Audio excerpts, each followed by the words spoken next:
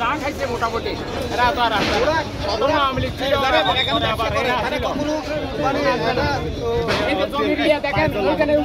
ওখানে একটু দেখেন ওইটা মার্কাটা দিয়ে সবার থেকে আদায় খাইয়ে নিতে ওনাদেরকে আগে ধরেন এরপরে আমাদেরটা করেন। আমরা তো চুরি ডাকাতি করছি না, আমরা তো শুধু বাংলার ব্যবসা বাণিজ্য করে কোনোরকম বাংলাদেশদেরকে কতগুলো বাদ খাওয়াচ্ছি। ওদেরকে আগে ধরেন, ধরিয়া তারপরে টাকাগুলো কাদেরকে দিচ্ছেন?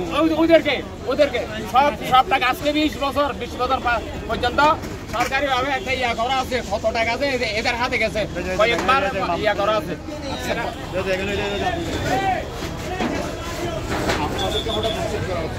আমি কিচ্ছু বুঝলাম না, আমাদেরকে কোনো নোটিশ কিচ্ছু দেওয়া হয় নাই, টোটাল কোনো নোটিশ দেওয়া হয় নাই। যদি একদিন আগেও যদি আমাদেরকে নোটিশ দিত তাহলে আমরা একটা কোনো ধরনের সমাধান যেতাম। এখন কোনো সমাধান যেতে পারছি না, কোনো নোটিশ পাই নাই।